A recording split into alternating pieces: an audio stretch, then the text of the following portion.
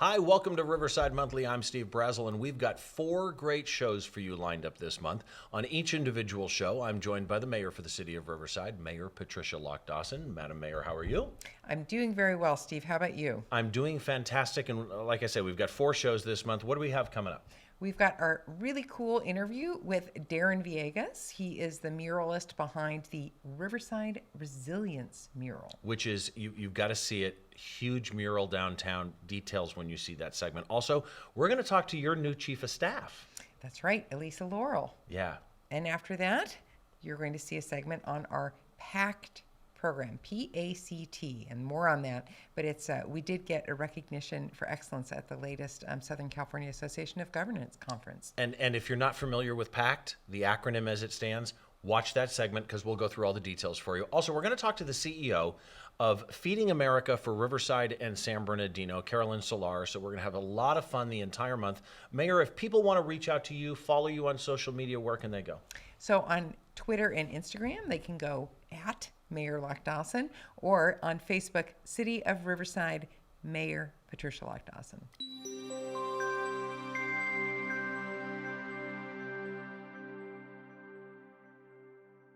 We've got a great segment this time around.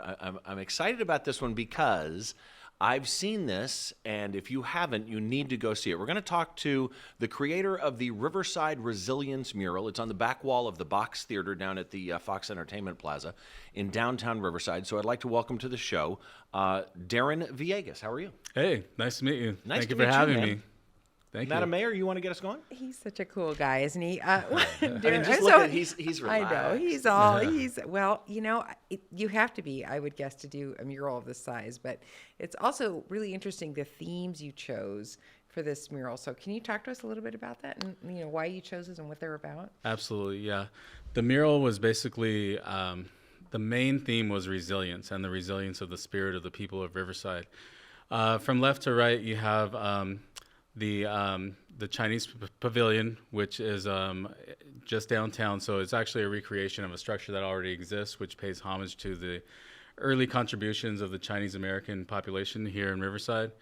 You have a photo of Sam Huang, which was I like to call him the first muralist of Riverside. So he was a doctor who actually worked at RCC, and he taught biology.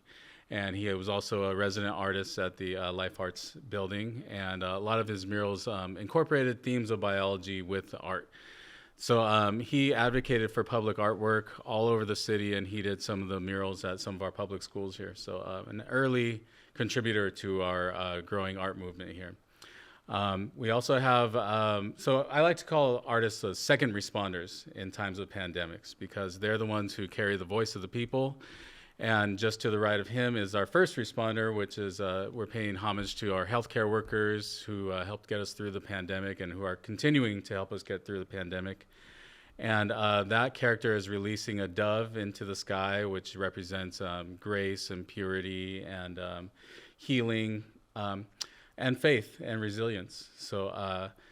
And then we also have characters like dancers who are representing the performing arts here in Riverside. Riverside has always had a dedication towards preserving the identity of the city as a supporter of the arts. So those are the basic themes. We also have a nod to the technological advances that our city has been making in the field of innovation and art through the citrus references to the foundations of our city's economy. So there's a lot going on in the mural, but basically, you know, I just wanted it to be something that would lift the spirit of the people and really inspire people to, you know, basically contribute to their city and feel a sense of civic pride. And it does. It does. Yeah, it does. But what was interesting here is, as I told you I was excited for this segment because I've seen it. And what's interesting here is you touched on the fact that in this one mural is the history of Riverside from all angles. And again,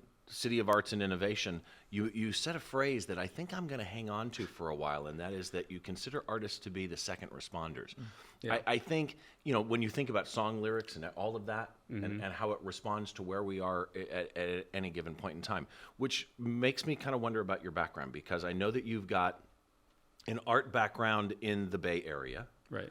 an art background having to do with some of the prominent, muralists from Mexico. Sure. The Chicano art movement from the 60s and 70s. How does, first of all, I'm kind of just interested in the background in general, but how does all that translate into what you are doing today? Well, yeah, I moved to San Francisco in 2002, late 2002, and I came back to Riverside in 2017. So I was there for a long time. But I have family here in Riverside. I was always coming back to visit about once every 3 to 4 months. So a lot of my friends, when I moved back, I told them I moved back, and they were like, "You left? We didn't even know you were gone."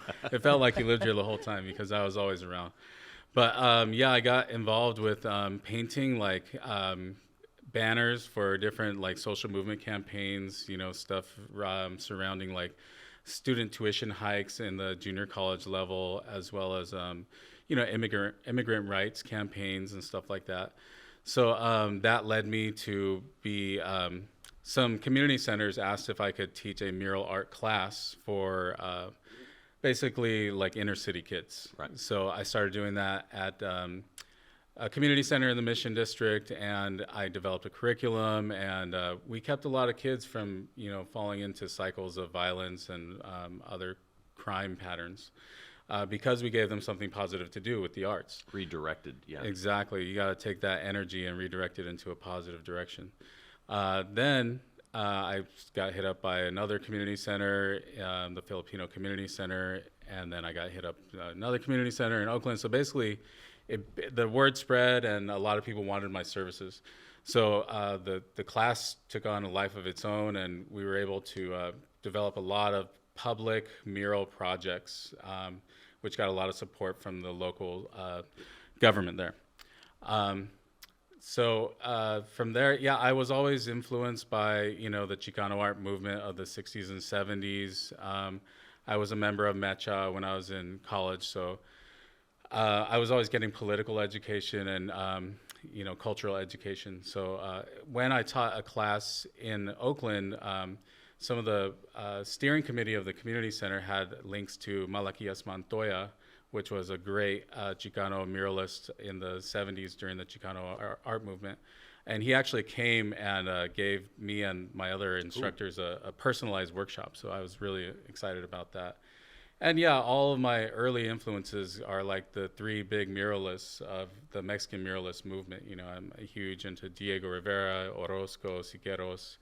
I actually went and viewed some of their paintings this last summer in Mexico City. So all of what I'm doing, I like to think of it as an extension of all these, people who I'm nowhere near as great as them, but I hope to be in the future.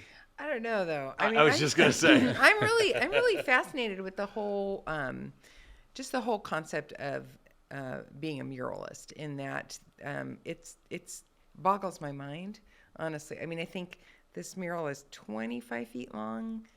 No, 25 feet tall, 65 feet long, which is like equivalent to a fifth story. I think the official measurement is huge. Yeah. And I think it took you something like 300 hours with 350 cans of paint. Is that right? That sounds about right. So, I mean, man, how do you even do that as a sole artist? I mean, that just boggles my mind. It takes a lot of time, focus, and energy. A lot of times you're up there in unformidable weather conditions. It was very windy for a lot of the time that I was up there, and I am afraid of heights. Like, I'm really afraid of heights. My whole life I've been. And you did that? Yeah. That's So funny. I really had to overcome my own personal fears to accomplish this mural. And yeah, when you're up there in that carriage, if you get a good gust of wind, you can feel it. You will feel the sway. I tell people it kind of feels like you're painting a mural while you're standing on a boat because it's just swaying underneath your feet. But yeah, and it's sunny. The light is reflecting off of the wall, so I definitely got my share of sunburns during the process. But it's just heart and dedication and passion and loving what you're doing, and basically being willing to make that sacrifice for the better of the city and the spirit of the people of the city.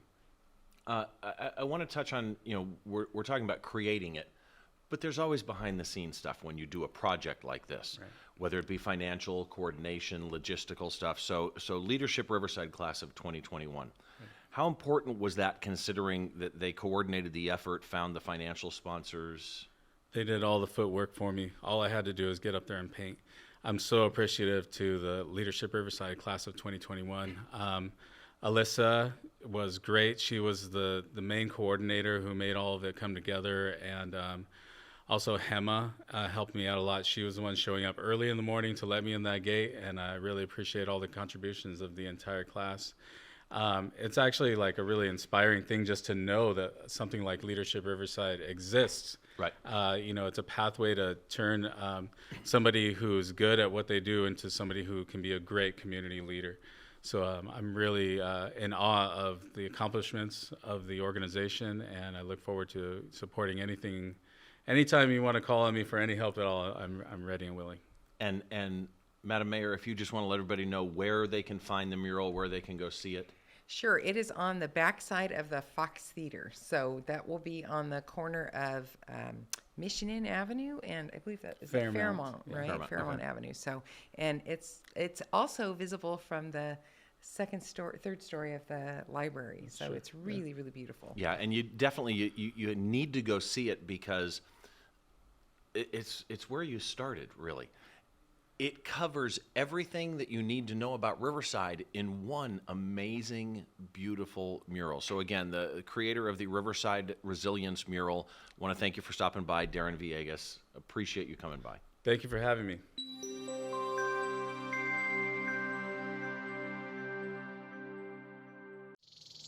It may look peaceful, but there's a storm brewing. A deadly plant disease that can change our landscape forever. Spread by the Asian citrus psyllid Huanglongbing, or HLB, is a death sentence for citrus. The disease is already in our state. Now's the time to inspect your citrus trees and report suspicious symptoms. If HLB is not stopped, all citrus in California is at risk of disappearing. We must act now. Learn how to protect your citrus trees at californiacitrusthreat.org.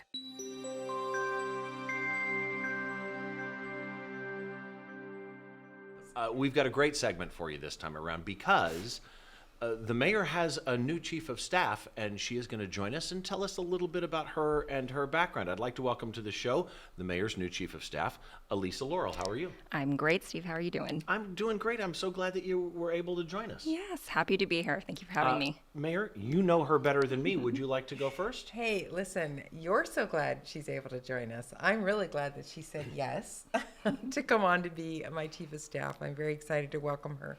So why don't you, since I know about you, but why don't you tell everybody else a little bit about yourself, your professional background, and why on earth you accepted this job? Well, sure. Let me go ahead and start off with I started my career in public service as a legislative intern for then County Supervisor Marion Ashley, and that's where I really got my start in public service and loved serving the community and constituency. I also have a background in economic development, nearly a decade of economic development experience working with businesses, and that really is my passion right there. And most recently hail from the Western Riverside Council of Governments, a mouthful I know, so in short, WRCOG, as its PIO.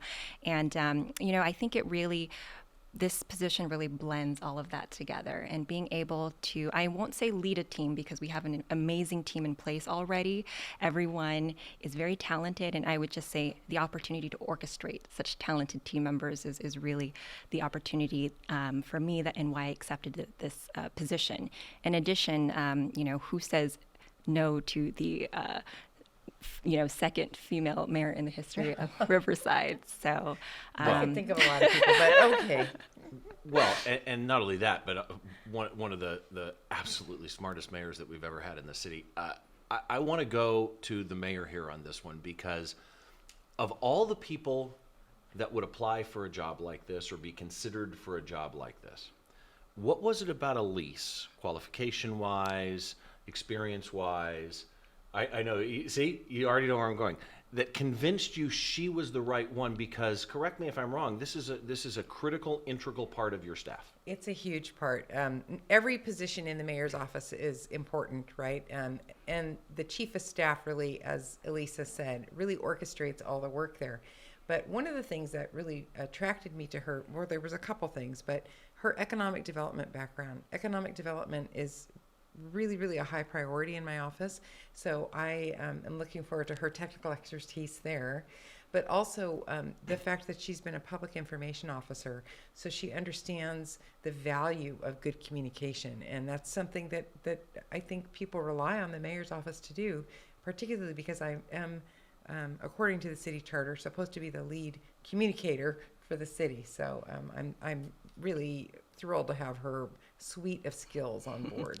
Yeah, amazing pick. Thanks. I think so too. So, I mean, knowing now, having been on the job for about a week now, Elisa, what do you see really as the main opportunities and challenges in this role? Yeah, I mean, I think number one, we have so much growth happening in the city of Riverside and all of inland Southern California. So it's really about being able to harness that growth in the right way.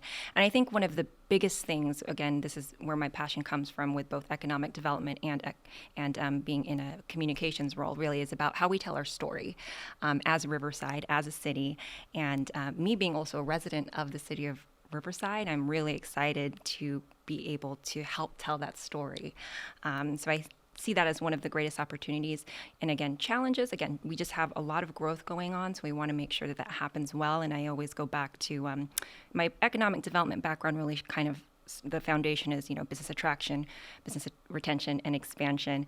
Lots of these acronyms, but I really want to change that paradigm as we focus on what I call TIP, talent, innovation, and place. And I really want to put City of Riverside at the forefront of that story. Your background is interesting to me because especially that economic development area, as the mayor was kind of alluding to, how important that is not only for any city at any given point in time, but Riverside right now. Having worked with the mayor doing this show, there's such a teamwork in the way she approaches things. So I'm curious now that you're new on staff. I didn't realize it'd only been a week. Wow. But I'm kind of curious, how do you see the two of you working together, you working with the mayor, as a benefit to Riverside? So as the mayor shared, she's the spokesperson for the city, and I think anything that I can do to help amplify that voice and have the team work in unison in orchestrating and making sure that that continues to get amplified is a key to this piece. And so for the most part, anything that I can do to help support is huge. And again, I just keep going back to orchestrate because we've got such an amazing team in place. We've got a great city in place. We've got all those elements that just really come in unison. So I'm happy to be a part of it and hopefully can contribute to it. So I want to ask the same question of the mayor, though. Now that you have a new chief of staff and such a good team underneath you overall, how do you see this pairing benefiting the city of Riverside? Well, I've said this to my staff a lot, and I view the term mayor as a collective. I really do. I see it like the office of the mayor. I think we are all the mayor in there, right? I think we are all doing the job that the people need from the city to lead the city, and of course, in a servant leadership role, lead according to what people need in the city. Right. So I think you're right, Steve. I do like to work collaboratively, and that's something that's very important to me. And I know Elisa's very good at that too. I've seen her work at WRCOG and elsewhere. So I think we'll make a really good team together. I think open communication, right? That's always a thing to do, and I'm going to rely on her. She's going to rely on me. We all rely on each other, and that's how it gets done. And that's what's amazing is really leadership is bringing that right team together and getting everybody to work on the same message in unison with each other, which I think you do such a wonderful job at. And I cannot say welcome enough to the new job that you've got. Thank you. So again, thank you for joining us. Thank you for having me. Mayor, always good to see you as well. Thank you, Steve, and welcome, Elisa. Thank you.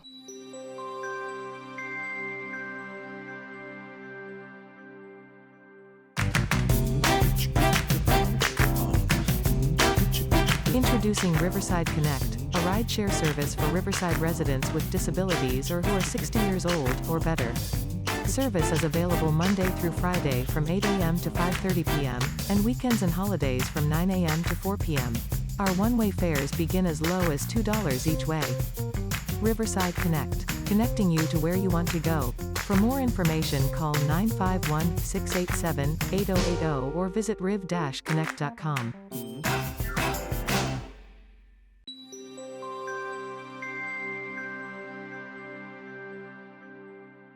This particular segment, I think you're going to find very, very interesting. We have the CEO of Feeding America of Riverside and San Bernardino, Carolyn Solar. How are you? Hi, I'm good. Thanks for having me. Welcome to the show. Yeah. Mayor, you want to get us going? Sure, I would love to, because this is something that I've met Carolyn before, because I've actually toured the Feeding America warehouse. But for folks that may not know, tell us about the work that Feeding America does and the needs that it serves and that you meet. Yeah, so Feeding America, Riverside, San Bernardino, we're a food bank here serving Riverside, San Bernardino counties. Our goal really is just to establish programs that are going to get food to people in our community who are food insecure. Last year, we distributed over 30 million pounds of food through many different programs. I'm sorry, I have to. How much? 30 million. It's a big warehouse. Yeah, it's a huge warehouse. And our goal really is to just establish programs that are going to benefit the wide variety of community members that reside over here.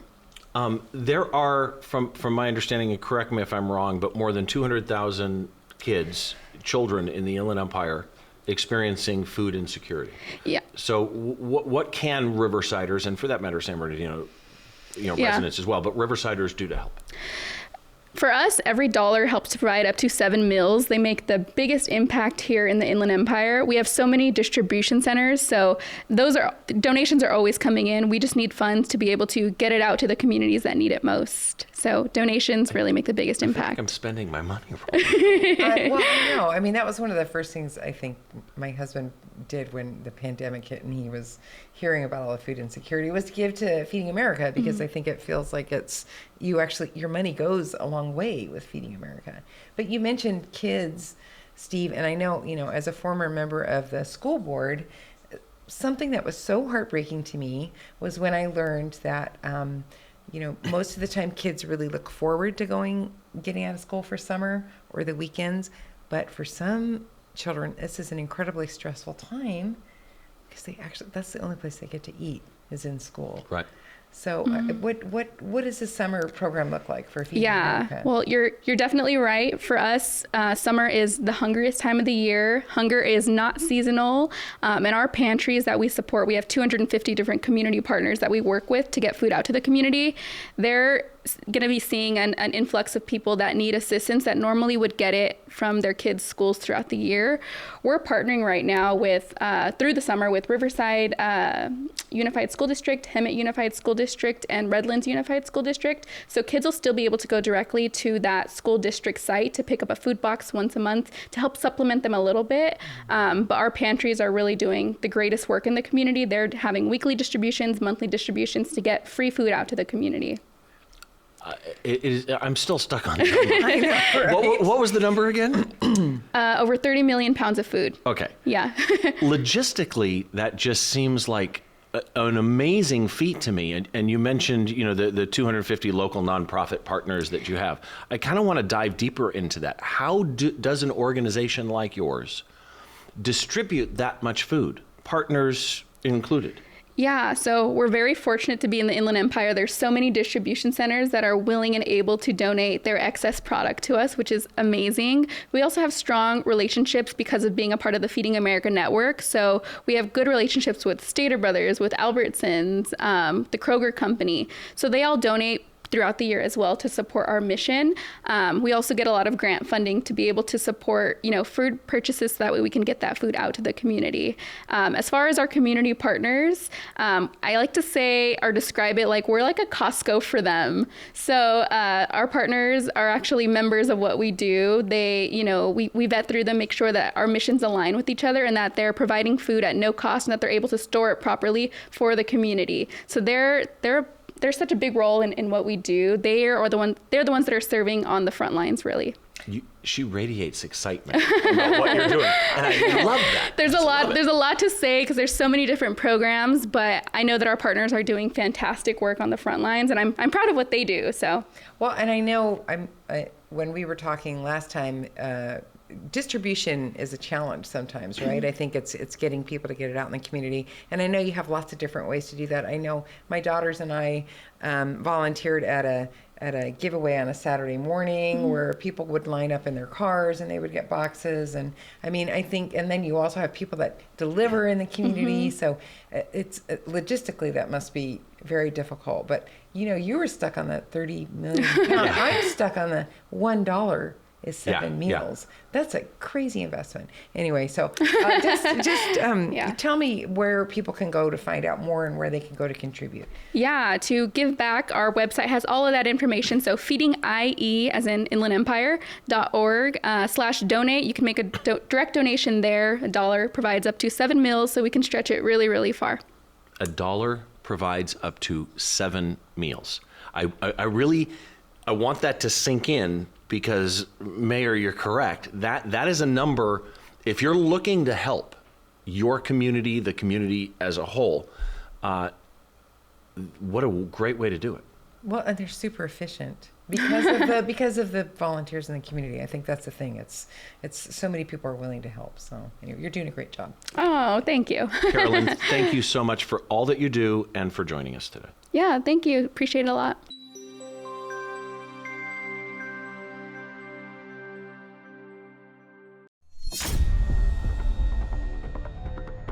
We are proud of the Riverside Police Department's tradition of integrity, service, and excellence. RPD officers are disciplined, well-trained professionals who always lean forward to make our community safer and more livable. We are always looking for mature, educated men and women who want to apply their courage and judgment to serve the people of Riverside. If that's who you are, we want to talk to you.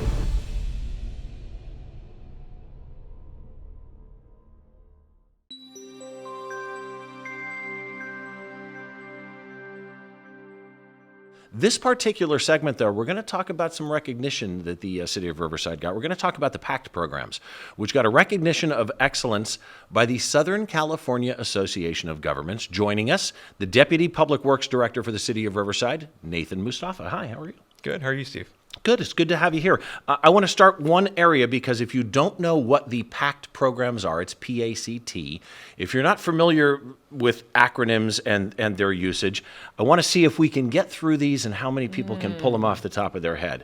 So, Mayor, if you want to get us going on what the first one is. I know it's Pedestrian Target Safeguarding Plan. I think I got that right. Did I get that right? Yeah, and then Active Transportation Master Plan, Complete Streets Ordinance, and Trails Master Plan Update. He got it. He pulled it right out, didn't he? Okay, now do them backwards. No, never mind. Mayor, you want to get us going? So it's a pretty comprehensive plan. It's pretty impressive, actually. So, I mean, it goes everything from pedestrian safety to trails to streets and active transportation, which has its own definition. I can let Nathan talk about that. But what do you think about this big comprehensive plan? Caught SCAG's attention and wanted to confer this award to us. Well, one, I think SCAG has a bunch of planners working for it, and they like planners. Planners like acronyms, so that's attractive to them right off the bat. And then also, it's a big comprehensive plan that really ties in a lot of things in ways that when you do these one at a time, you can't accomplish as much, right? So when we developed the Active Transportation Master Plan, we were able to take all the best practices, design elements, and make them code in the city in the Complete Streets Ordinance, and other elements tie in the same way.